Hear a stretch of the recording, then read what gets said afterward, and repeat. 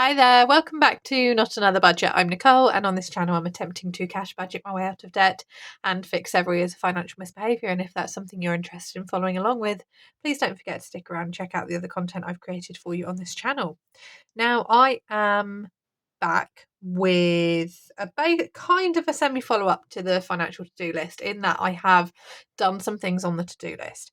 Now, I haven't completed it, and the goal was not to do a follow up video and be like, I've completed everything on the to do list. There are some things that I've written down and I look at and go, oh, why did you write that down? I don't want to do that. But ultimately, I do have to do them. But I'm just, being kind to my brain, my time, and my well-being at the minute. But one of the things I have done is a very, very rough plan for April's budget. I say that on the drive home from work today, I had another idea. So these are not wasted plans, because some elements of this are useful.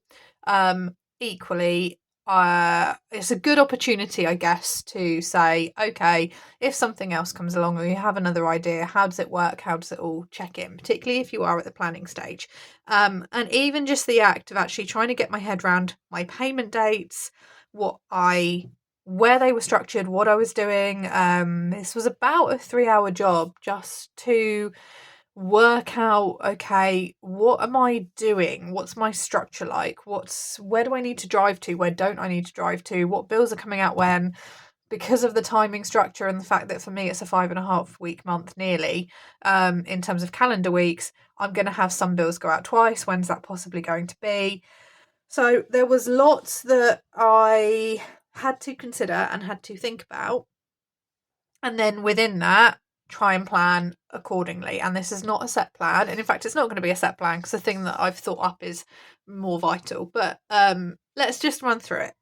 Now, for the thing that's not going to change are the dates. So from the 28th to the 11th up here, I'm getting and this is 28th of March, by the way. So I'm getting my standard bursary payment of £2,000. That's going to go in on the 28th. Okay. And then on the 12th of April, I'm going to get the student loan payment, and that has got to run until the 1st, which is where, if you look at it on a calendar, it's a five and a couple of days month, basically. But because it's structured out, and this window here is essentially I'm off on holiday. I am on an enforced holiday because it's a school holiday break. So my driving and my petrol is going to be significantly less. And within that, I've been able to book a vet's appointment. I've been able to book a chiropractor appointment for myself. I've got a rental inspection due at the end of the first week, which I needed to rearrange. So the theme of being at home and sorting out is still very much there. But within that as well, there's lots of things that I need to focus on and do. So I've got this £2,000 coming in, and then I've immediately got the first batch of bills. Now, because they're on a bank holiday Monday, they're going to go out on the 2nd. But because of that, it basically means that I'm going to have some bills go out twice. But I've been able to split my bills in half because I've got these 2 payments coming in, and this is really a rare time for me to do that. And that's partly me. I was automatically thinking that I would get, in the same way with the other 2 previous student loan payments, that I would get those extended payments within a couple of days of me being paid. But actually, because they're paid termly, my term doesn't start until the 12th. So, because that's the Friday of that month. So, yeah. In terms of the first batch of bills, I've got tech insurance, internet, which tech insurance, summer insurance is something I'm going to have to sort out. £35 is either like the cost all in for the whole year, or that might drop to, say, a monthly cost. I'm not 100% sure. Car tax, water, energy, cloud storage, YouTube. The total kind of summary of that is £240. And then if we move up to the extra kind of flexible spending that I've got going on up here, petrol is £60, just £30 a week, nominal. It gives me the option to go through to a city if I need to go through to a city. I can do a couple of visits to mum and dad. I can kind of keep half a tank in there, or not drop below half a tank, I should say. My chiropractor appointment is £40. Maximum spend I'm going to do on a mobile is £400. That is either for a new model, or it's going to be for a refurbished higher brand model, basically. And the reason why I've put bundled tech insurance in is because some places don't let you basically claim on insurance if you've bought a refurbished model, which is something I've discovered, and it's equally something I need to look at in more detail. So normally written down, subject to change. Spending, I'm going to boost my spending up, my personal spending up, because I've got that enhanced payment, and that's £195. That allows me, depending on how the housing inspection goes, if I get to stay in the property, that allows me to do a little bit of the jobs that I need to do. I've got some light bulbs that need replacing. I'm hoping I can get permission to put a colour on a couple of the walls. Again, this is all subject to me being able to stay. So that just gives me a little bit of a housing refresh fund, considering if I can stay, I'll have been here 4 years, and I'm hoping I can renew for a fifth or a 6th year even. DT slash school put my teeth back in. DT slash school tools, maximum £40. I'm going to try and look at basically just building up a very basic working toolbox for myself that I can take in and use. This is not something that you need to do, but there's certain tools and things which I've found beneficial for my own CPD that I've used from the school, and I'm going to need to carry on that CPD certainly throughout the summer when I'm not in school training, and potentially out of school next year as well. So I'm going to be taking advantage of Temu. I'm going to speak to my dad and see if he can get any discount anywhere, because he's kind of around that industry, and basically just spend £40 on that, and that's going to be it for school supplies basically for the year. Pet is £155. That is because he has got an additional vet's appointment, and he's also going to get a month's worth of food bought straight away plus his meds. Then food as well is £100. Now that is either going to be quote unquote a big shop, which I'm toying with doing online. That's another change that I'm thinking of. I'm trying to think about how I balance my time and where I take it, and realistically having. This is kind of a separate video, but I'd not been in Aldi for a good 5 or 6 weeks, and when I went in recently, I was not really impressed with either the offering available or the prices, considering that I had been tiding myself over quite well with smaller shops from like Tesco's and Sainsbury's, and I was price matching their Aldi price match and taking advantage of like the club card or the Nectar offers, and managing quite fine. So add on to the fact that Aldi don't deliver, and it's looking like I'm possibly going to have to transfer over to an online shop and do kind of a big online monthly shop, and then smaller kind of £10 a week top-up shops. I'm not 100% sure, but that's just £100 for that. So all in, that's £990. There is room for flexibility within here. Where things are, and then I have a guarantor payment of £300 as the standard monthly one.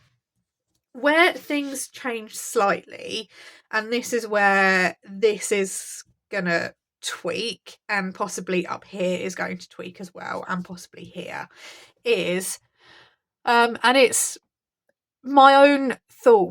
It's my own thought basically. When I visualize a month, I kind of basically mentally track and lay the weeks out in front of me. And then I sit there and go, okay, right, 2 months is 8 weeks, possibly 9 weeks, depending on the structure of the month, blah, blah, blah, blah, blah. So therefore, August or July feels massively far away. And it's very much a my brain thing, but they feel really, really far away.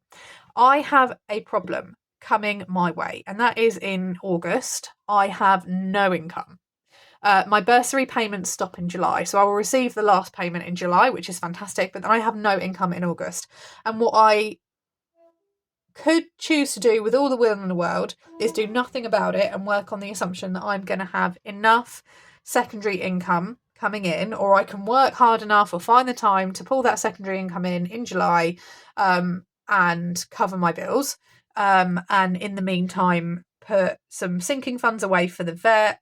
I can maybe start stuffing the 5k binder, which is very much a savings based thing, or I can try and address the big elephant in the room, which is the fact that in August I at the very least need to pay my bills and feed myself and the cat.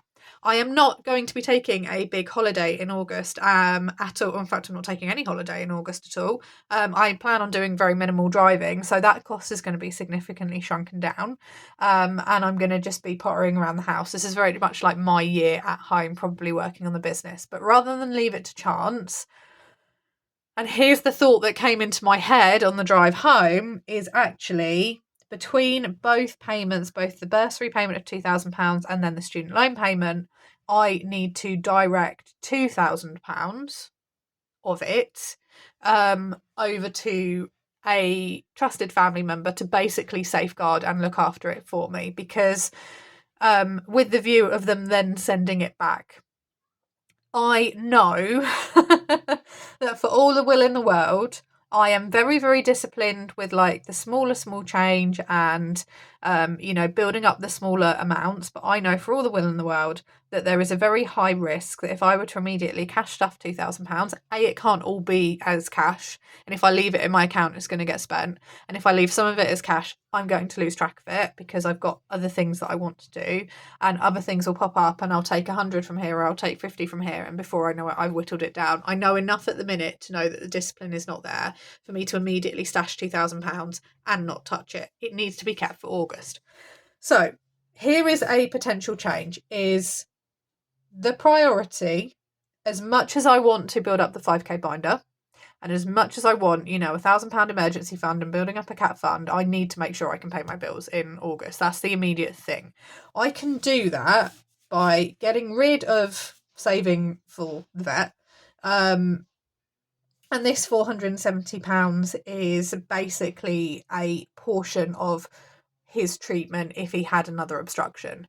I looked at the breakdown of the total claim for the insurance and I worked out, okay, well actually when he first had his trip to the vets, which was a 2 days worth of treatment, that was the absolute worst it could have been.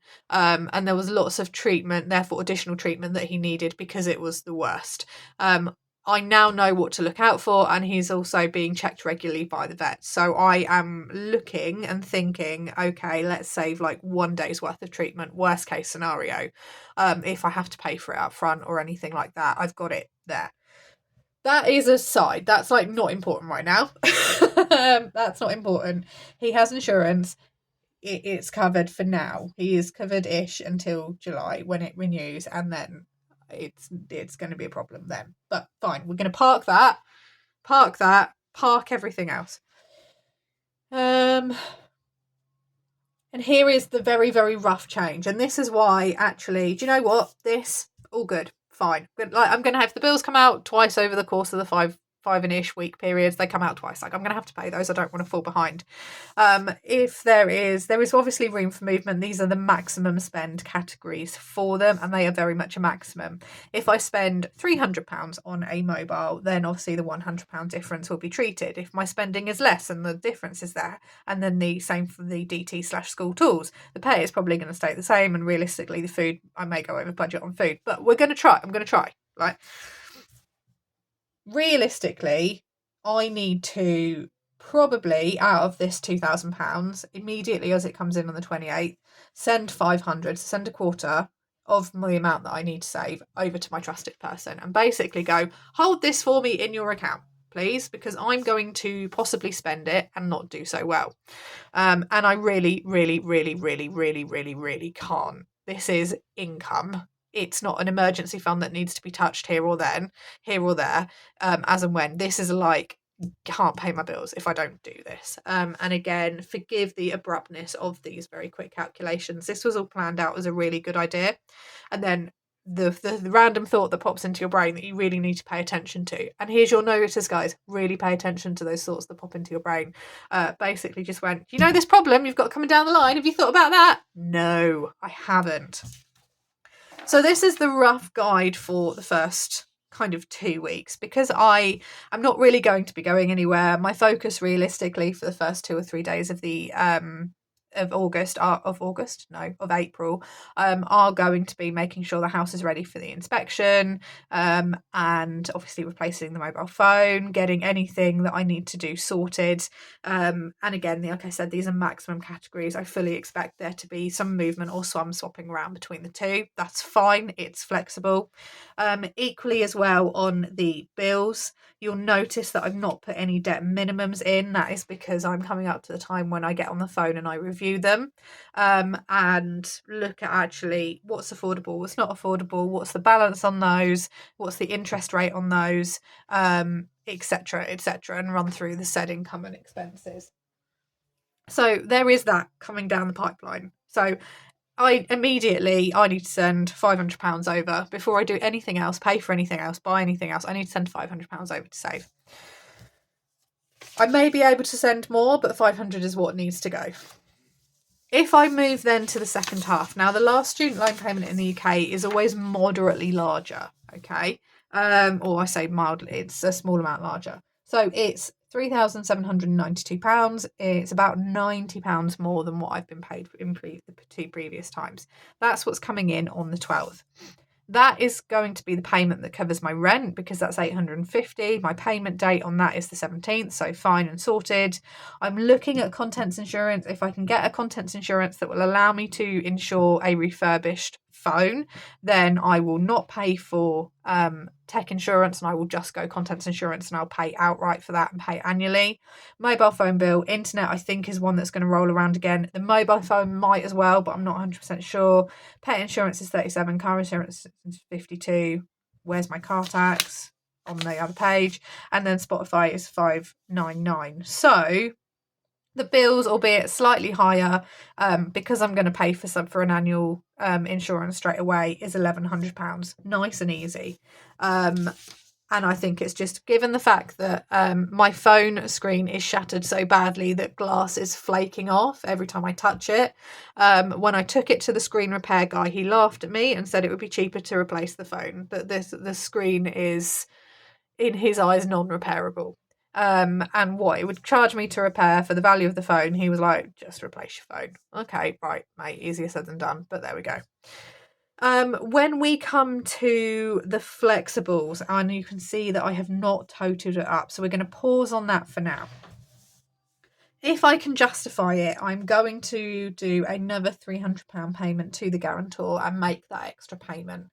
It may be that in August I can't afford to pay the guarantor their £300, in which case they will have had it slightly early, but I'm hoping that it can be treated as a normal payment. My goal is to very much, as of August, be cleared by half, that debt to be cleared by half, basically, from the September. So in 11 months, I will have reduced that debt down by half. That's my goal, because that is my biggest debt. So if I can do it, I want to send £300 over to the guarantor. So that'll be £600 total in April. Again, I was planning on basically doing another batch of savings to basically fund, a day's worth of worst case scenario treatment at the vet if I had to pay up front for it. And initially the idea was to immediately do a fully funded £1,000 baby emergency fund. Bowie? Hi. What are you doing? Don't argue with me. There's no reason for you to be doing that. Unless you want to come up and say hi. No. Okay. That was the original plan. Instead, I am going to take £30 from up here somewhere. I'm going to round this up to £1,500. This is instead going to be an August wage, and the £1,500 is going to be sent to my trusted family member, and that is going to, in total, between that £1,500 payment and the £500 payment in August, going to form the £2,000 wage that I need for August's bills. Now, it may come to the point where actually I get to August, do the budget, and realise I don't need the £2,000. In which case I will take the 1,800 or 1,700 or maybe even the 1,500, but I think that's doubtful. But it's anywhere between there, and use that as wages and put the rest back into whatever savings thing I've got going on then. But as important as an emergency fund is, I do have sources. I have family, I have a guarantor. We're in an absolute squeeze. I can go to them and they will help me out in an emergency. They will not give me a wage for August, and I need to do that myself. I've had enough notice and I have got enough on paper to do that. What I did want to do in April was to try and, because my budget is, because of Cat's increased costs as well, because my budget is so tight in May, June, and July, if I get no extra income in, there's very, very little room for movement. What I wanted to try and do was reduce those costs by basically doing a kind of good 2 at least month stock up on all pet food, household and cleaning items, all toiletry items, do a massive food cupboard restock, like flea and wormer treatment for the cat, get that stocked up and sorted. And also as well, from this period, from the 15th to the 1st, I'm going to be back in school. So I am going to be commuting again. So my fuel's going to go up to 150. Why have I done fuel and petrol twice? Is one of this food? One of this is food. I think the fuel is food. Okay. I mean, it's fuel for the body, fuel for the mind. So my petrol's going to jump up to 120. These may be swapped around, I'm not sure. But it's either £30 a week or £50 a week. Spending, which is very much normal spending, is in there as 100, so a little bit elevated than normal months, all in all. And then rough numbers, £100 household toiletry stock up. That's all skincare, toothpaste, cleaning, laundry, anti-bac, anything like that, is all of that. Big food cupboard restock. That's dry staples. That's freezer stock up. Big £150 additional shop on top of my normal shop. And then pet supplies, that would be 2 months-ish worth of food.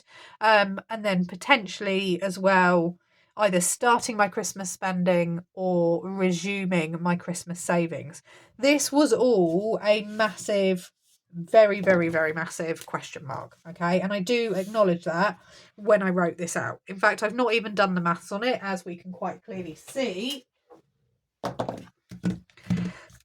So let's just very quickly do the maths on this to see if my original idea would even work. But this is why you watch me, because I'm not the most organised soul in the world. Minus 300. Okay, so then let's take the 120, take the 150, take the 100, take the 100, take the 150, take the 150, take the 150. Okay, that makes sense, because the £30 is going to have to come up from up here anyway to drop down into here. So roughly the maths are correct, but I don't know if that's what I'm going to choose to do now. The priority, as a result of me having a rather impulsive stray thought out of nowhere, realistically is I need to, I want to work on the 5k binder. I have started prepping the 5k binder to essentially go through, and I've pulled out savings challenges that I've bought and not used that I can slowly work through, like you can see here. Because I do want to do this, okay? This is not me talking blindly for use. Like, I do want to do this. I want to carry on with, the penny challenge and everything like that. But I think the structure of what I'm doing, if I had been more focused in January, I can definitely make the argument for I could have probably started saving for August then. What I chose to do instead was pay a large amount of money to debt, and also just sort some stuff out in the house, get the cat sorted. He had additional treatments going on, and see out again, bizarrely, another 5.5 week, nearly 6 week month. So that instead became a priority. There is really, and let's be frank, no excuse for me to not do that. I can work on this slowly, and realistically I can start working on this once I have sorted out the £2,000 income for August. But the priority needs to be, instead of an emergency fund, then a savings challenge, then the income, it realistically needs to be the income, then start building the emergency fund within this. And what I've also realised is that within the 5k there needs to be jobs for that 5k. So £1,000 of it needs to be for an emergency fund. However I save it within here, whatever savings challenge I do, £1,000 of it needs to be an emergency fund.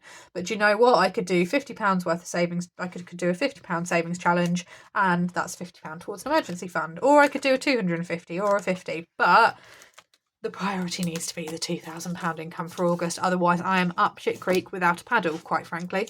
And it is that blunt. So yes, it's important that I do a stock up, because if I give you a very, very rough preview to May, doing a stock up then allows me to drastically reduce what I'm paying out for my pet. Food is questionable, but there is no household or toiletry category on there because it doesn't need to be. Food is also question marks because I have got dietary changes that I've needed to make and I've not been accommodating or doing them. I've not really done a big food shop, and I again don't know if I'm going to be doing a big online shop and then a very, very small weekly top-up shop.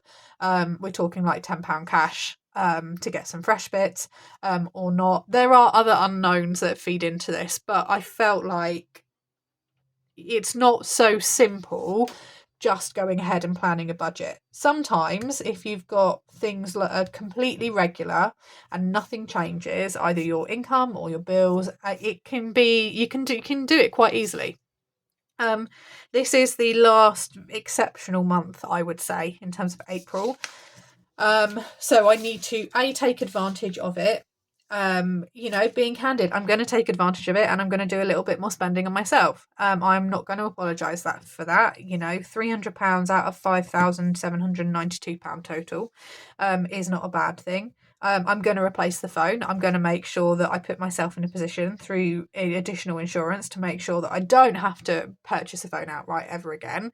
And I will be able to reduce that mobile phone bill down to probably £10 a month. The cat is causing chaos. So probably £10 a month from November. So that bill's going to go down. I'm going to have to pay my bills twice. That's something I didn't factor in when I was having all these rough ideas. But also, if I can do some form of stock up, and again, these are very much maximum categories and may be completely changed. If I can do some form of stock up, that will go a long way to doing that. I have not done a big shop. I've not done a proper food shop. Since the end of January, I've been doing very much small £10 shops here or there as and when I need things, because that's the way life has been at the minute. And within that, we've got to roll with it and do what we can. I will feel a lot more appeased once I know what's going on with the house. Can I stay or can I go? Because that may also, do you know what, if I get my marching orders and I have to go, then there won't be any stocking up at all. It will be not only piling everything into August's income, it will also be piling everything into quicker moving fund. So again, there are some unknowns in that, but I felt like, do you know what, rather than sack this off, this is a good process for you to see both my thought process and also just to reassure you guys that, do you know what, it doesn't matter if you have to change your budget while you're planning it out, and sharing that can also help. So if you have any ideas, let me know down in the comments below. If anyone's going to tell me to not buy a phone, I will be buying a phone. Whether it's a refurbished or a new model is very much my choice, but I have a maximum budget there. The screen is not going to be replaced. The replacement phone is dying a slow death. We have a visitor who wants dinner, who has had dinner, I should say. He now wants more food. The phone that is dying a small death, and like I said, glass flaking and screen issues is a problem. So I'm going to be buying that, and I'm going to be giving myself a little bit of extra spending money. It's for me to do with what I do with. On that note, I am going to be back in a couple of days' time with another video. I don't know what it will be yet. It's realistically probably not going to be March's budget, because by now all I'm doing is just tracking expenses. The bills had come out by the time I sat down and recorded that back video, so realistically I'm now just like, okay, well, this is where we are. It's fine. I am going to therefore love you and leave you. I hope you have a fantastic budgeting week wherever you are in the world, and I'll see you in a couple of days' time. Bye-bye for now.